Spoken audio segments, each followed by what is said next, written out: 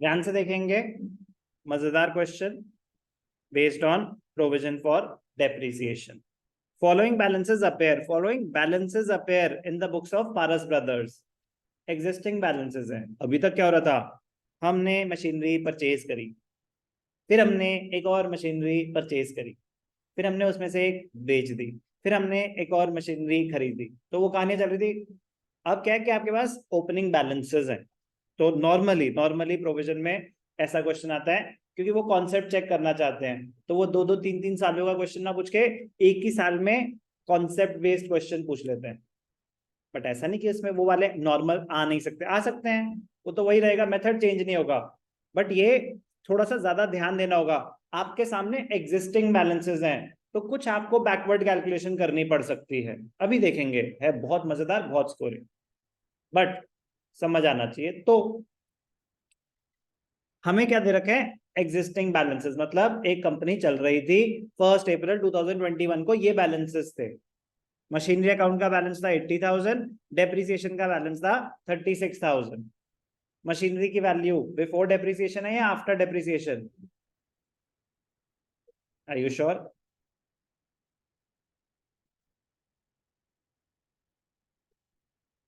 Correct. ये original cost है. क्या है ये? Original cost. जब प्रोविजन फॉर डेप्रिसिएशन अकाउंट का बैलेंस अलग से दे रखा है, तो जो एसेट अकाउंट है वो कॉस्ट पे ही है. Be careful. अगर प्रोविजन फॉर डेप्रिसिएशन या एक्यूमुलेटेड डेप्रिसिएशन का बैलेंस अलग से दे रखा है, तो जो एसेट का बैलेंस दे रखा है, it is cost, original cost of the asset. दो सेपरेट अकाउंट्स है. On 1 April 2021 they sold a machine for 8700. एक मशीन बेच दी. This machine was purchase for 16,000 in April 2017. हमारे पास किस दिन का बैलेंस है? 1 अप्रैल 2021. 80,000 की टोटल मशीन है, उसमें से एक मशीन जो हमने 1 अप्रैल 2017 को खरीदी थी, कितने की? 16,000 की, वो बेच दी. Prepare provision for depreciation account and machinery account on 31 March 2022. एक साल का, एक साल का. बट सर 2017 से लेके अभी तक का नहीं, एक साल का. वो सब आपके वर्किंग नोट की कैलकुलेशंस है, 17 से लेके अभी तक की. Rate of depreciation 10%, method straight line. बहुत मजेदार है. इंफॉर्मेशन डिकोड कर लो, बस इंफॉर्मेशन डिकोड कर लो. दो ही अकाउंट बनेंगे, एक एसेट अकाउंट और एक डेप्रिसिएशन का provision for depreciation. Asset account का नेचर, मतलब मशीनरी अकाउंट का नेचर एसेट अकाउंट. एसेट्स का डेबिट बैलेंस या क्रेडिट बैलेंस? Debit balance. तो 1 अप्रैल 2021 मतलब 2021-22.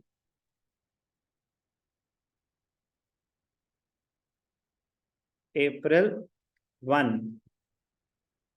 टू बैलेंस बीडी कितना? 80,000. 2021-22, 2021-22. April 1. बाय बैलेंस बीडी कितना था? 36,000. क्लियर? और कोई इंफॉर्मेशन तो नहीं है बैलेंसेस में? ठीक है. अब वर्किंग नोट. वर्किंग नोट ध्यान से देखना, हमारा फेवरेट, कैलकुलेशन ऑफ प्रॉफिट और loss on sale of machinery. अब ध्यान से देखना, ये वर्किंग नोट है जो आपके क्वेश्चन का 50% काम करता है. ध्यान से देखेंगे. ओके, मशीनरी की वैल्यू क्या है? 80,000. ये क्या है? इसकी कॉस्ट. इसमें से कितना बेचा? प्लीज ऐसे ही करना, बहुत सिंपल है, आपके सामने है, देख लेंगे अभी आप खुद ही. Sold remaining. सोल्ड कितना? 16,000. रिमेनिंग कितना? 64,000. यस और नो? 80,000 का है, 16,000 बेच दिया, 64 बच गया. अब सर 16,000 कब खरीदा था हमने? 1 अप्रैल 2017. 1 अप्रैल 2017 कब खरीदा था? 1 अप्रैल 2017. ये कब खरीदा था? कोई लेना देना नहीं है, क्योंकि मुझे किसका प्रॉफिट और लॉस निकालना है, जो मैं बेच रहा हूं। जो मैं बेच ही नहीं रहा, मुझे उसकी इंफॉर्मेशन उन्होंने ना दी ना मुझे फर्क पड़ता है, क्योंकि मुझे तो करंट ईयर की डेप्रिसिएशन निकालनी है ना रिमेनिंग एसेट पे, बाकी की मुझे इंफॉर्मेशन चाहिए टू कैलकुलेट प्रॉफिट और लॉस। ध्यान से देखना क्या बोल रहा हूं। ये आपने कब खरीदा था, 1 अप्रैल 17। तो depreciation charge till date, depreciation charge till date. अब 36,000 क्या है, अक्यूमुलेटेड डेप्रिसिएशन पूरे 80,000 की या सिर्फ 16,000 वाले एसेट की। सर वो तो ऑब्वियसली बात है पूरे 80,000 की है, और depreciation is deducted at the time of sale of the asset. तो अब सेल हो रही है, तो पूरे के पूरे 36,000 एसेट में से माइनस हो जाएंगे कि नहीं हो जाएंगे, यस और नो, नो, नो, यस, नालायक। जो एसेट बेच रहे हैं, क्या हम पूरे 80,000 का एसेट बेच रहे हैं, नहीं, हम उसका एक पार्ट बेच रहे हैं। जो पार्ट बेच रहे हैं उसकी डेप्रिसिएशन एसेट में से माइनस होगी। तो ये जो 36,000 है ये क्या है, ये है accumulated depreciation on the total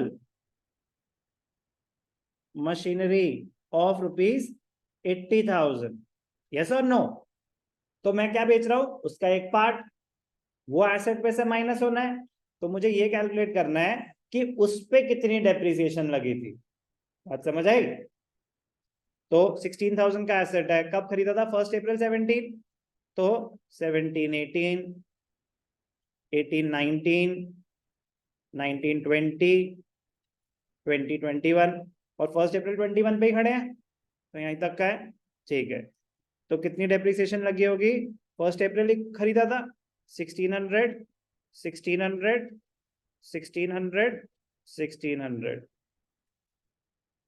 6400। जो एसेट आप बेच रहे हो, जो एसेट आप बेच रहे हो उस पे आज तक कितनी डेप्रिसिएशन लग गई। पहली बात, कैसे कैलकुलेट करा ये समझ आ गया, वो इजियर पोर्शन है। क्यों कैलकुलेट करा, ठीक, ये भी आपको पता तो चलना चाहिए ना कि आपको सेग्रीगेट करना है और उसकी कैलकुलेशन करनी है। तो जो एसेट बेच रहे हो उस पे आज तक कितनी डेप्रिसिएशन चार्ज हुई है वो कैलकुलेट करने के लिए हम ये स्टेप ले रहे हैं। कुछ बच्चे बस फोकस करते हैं, हाँ हाँ हमें कैलकुलेशन समझ आ गई। अरे ऑब्वियस सी बात है बेटा, 16,000 इंटू 10% तो आप कर ही लोगे, लेकिन ये थॉट लाना कि हाँ 16,000 की वो कैलकुलेशन करनी है, वो है कॉन्सेप्ट। क्यों, सिंपल सा, जो एसेट बेच रहे हैं उस पे निकालनी थी, निकाल ली।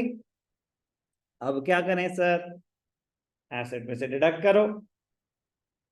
क्या ये डेप्रिसिएशन अभी हमें चार्ज करनी है या डेप्रिसिएशन ऑलरेडी कैलकुलेटेड है।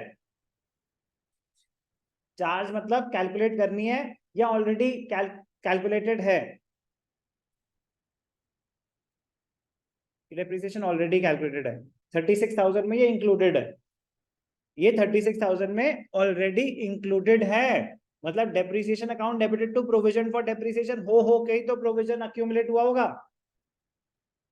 हमें अब क्या करना है, सिर्फ एसेट में से डिडक्ट करनी है, यस और नो। तो मतलब इस 36,000 में टोटल डेप्रिसिएशन है, जो एसेट बेच रहे हैं उसकी भी और जो एसेट बचा हुआ है उसकी भी। कब तक की, 1 अप्रैल 2021 तक की।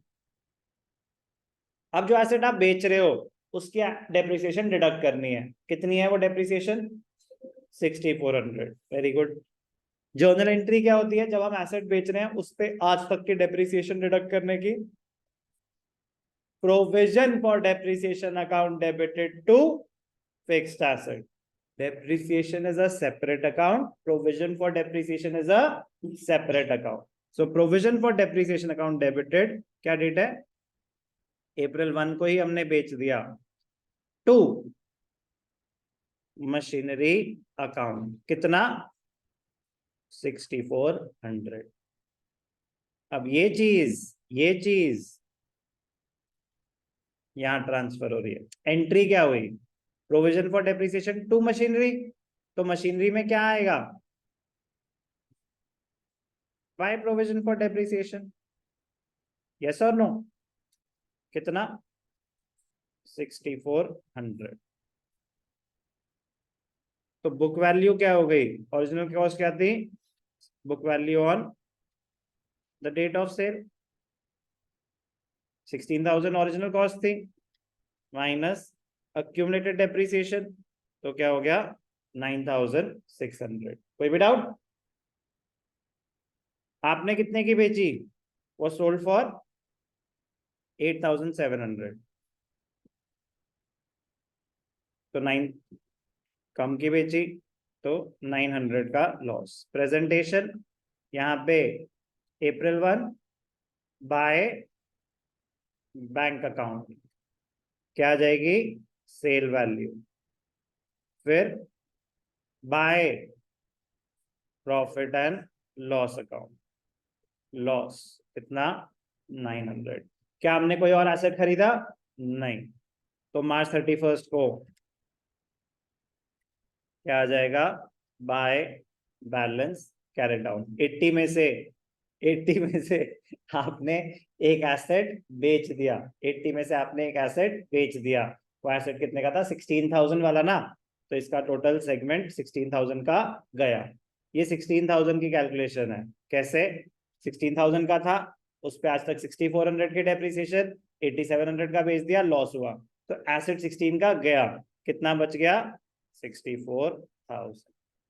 ये सब जो बाहर लिखता हूँ ये आपके रेफरेंस के लिए होता है, आपके आंसर का पार्ट नहीं होगा जो अभी तो लिखेंगे, बट उसमें लिख देना ओनली फॉर रेफरेंस। पता होना चाहिए ना कि ये क्या रिप्रेजेंट कर रहा है, ये उस चंक को रिप्रेजेंट कर रहा है जो बेच दिया।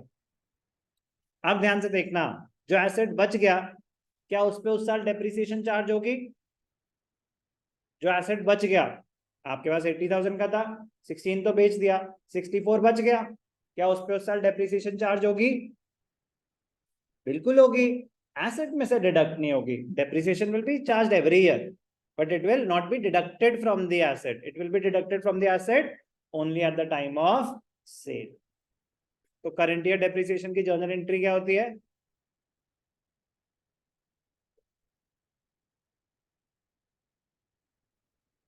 Correct, depreciation account debited to provision for depreciation. तो प्रोविजन फॉर डेप्रिसिएशन में मार्च, प्रोविजन फॉर डेप्रिसिएशन में March 31 बाय डेप्रिसिएशन अकाउंट, कितना है रिमेनिंग एसेट 64,000। तो बी केयरफुल, इसमें ना अमाउंट्स मिक्स हैं, तो और ज्यादा ध्यान देना है कि ये जरूरी तो ना हर क्वेश्चन में सेम होगा। ये जो डेप्रिसिएशन है ये क्या है, रिमेनिंग एसेट की करंट ईयर डेप्रिसिएशन, तो क्लोज कर देंगे और कुछ भी नहीं है। March 31 to balance carried down, कितना है ये 40,400, तो ये भी ऑब्वियसली कितना हो जाएगा 42,000। सॉरी सॉरी सॉरी, मतलब वो एक्चुअली उस चीज पे तो ध्यान ही नहीं जा रहा, क्योंकि जब ये 64 है तो ये कितना होगा 36, बट जो भी है, मतलब should have been more careful. 42,400, 42,400। कोई डाउट, खत्म है क्वेश्चन। जल्दी से एक क्विक रिकैप किस चीज के लिए, इन क्वेश्चंस में ना, मतलब जिसे कहते हैं फिक्स्ड इंफॉर्मेशन होती है, जो ऐसे क्वेश्चन होते हैं ना, एग्जिस्टिंग बैलेंसेस हैं, फिक्स्ड इंफॉर्मेशन होती है। ये क्या है, opening balance of the fixed asset, होगा ही होगा। सबसे पहले ओपनिंग बैलेंस दिखा दो, ये क्या है, opening balance of accumulated depreciation, होगी ही होगी, ठीक है। फिर जो एसेट हम बेच रहे हैं, ये वाली इंफॉर्मेशन, ये क्या है, अक्यूमुलेटेड डेप्रिसिएशन।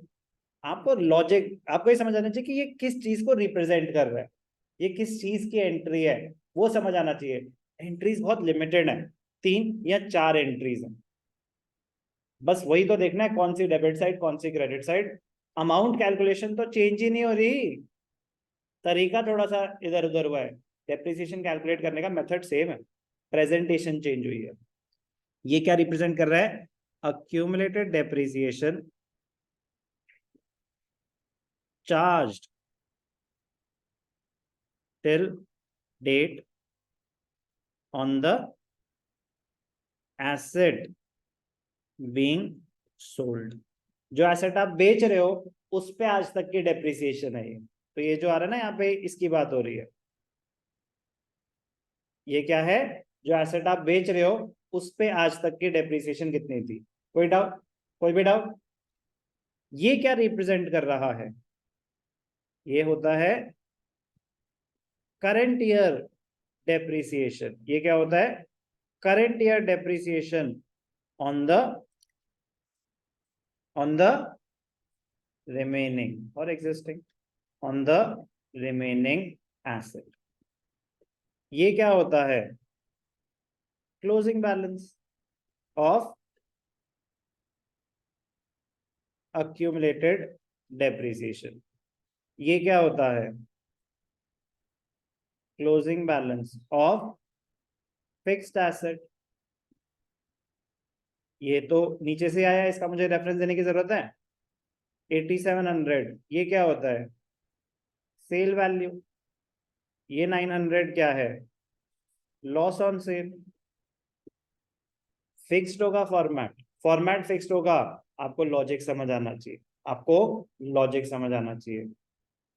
ये नॉर्मल क्वेश्चन से ज्यादा स्कोरिंग होता है, ये नॉर्मल क्वेश्चन से ज्यादा स्कोरिंग होता है, क्योंकि लेंथी नहीं होता। नॉर्मली होने को कुछ भी हो सकता है, बट मैं कह रहा नॉर्मली, क्योंकि इसको ना अभी बस इसमें क्या वेरिएशन बची है, इसमें तो आपने 1 अप्रैल को एसेट बेच दिया ना सर, अगर 1 अक्टूबर को बेच रहे होते तो एडिशनल डेप्रिसिएशन लगती है 6 महीने की। बाकी जैसे आपने यहाँ पे 4 साल की कैलकुलेट करी हुई है, तो 6 महीने की और निकालते, वो भी चार्ज नहीं हुई, क्योंकि आपके पास 1 अप्रैल का बैलेंस है। तो पहले आप एडिशनल डेप्रिसिएशन चार्ज करते, फिर उसके एसेट पे जितनी आज तक डेप्रिसिएशन अक्यूमुलेट हुई है वो सेम रहता सीक्वेंस। बट वो रूल तो रूल है ना, कि अगर एसेट साल के बीच में बेच रहे हैं तो पहले एडिशनल डेप्रिसिएशन कैलकुलेट होगी। तो मैं कह रहा हूँ बस वही एक पॉइंट बचा है इनके पास इसमें वेरिएशन लाने के लिए। और कोई वेरिएशन, हाँ एक और वेरिएशन है, उन्होंने एक और एसेट खरीद लिया, तो एक और एसेट खरीद लिया तो रिमेनिंग एसेट बढ़ गया ना, कुछ पुराना बचा हुआ था, ये एक और आ गया। तो जब आप करंट ईयर डेप्रिसिएशन निकाल रहे होंगे तो उसको भी कंसिडर कर लेना, यही वेरिएशन है उनके पास। तो एज सच कोई वेरिएशन वेरिएशन नहीं है, बट यस कहने को वेरिएशन क्या बची है, एसेट साल के बीच में बेच रहे होंगे और एक नया एसेट खरीद रहे होंगे, बस यही है। आराम से, डोंट रश, आराम से। पहले आप इस कॉन्सेप्ट को समझेंगे, क्वेश्चन 14 करेंगे, फिर एक और क्वेश्चन दूंगा, इजी वाला दूं पहले, पहले इजी वाला दूं कि मतलब आप सेम चीज को पहले अप्लाई कर लें, फिर वो वाला दे दूंगा जिसमें एसेट साल के बीच में बेच रहे हैं, एक एसेट खरीद रहे हैं, पहले सेम चीज को अप्लाई करना सीखें। ठीक है, चलो वो भी ठीक है।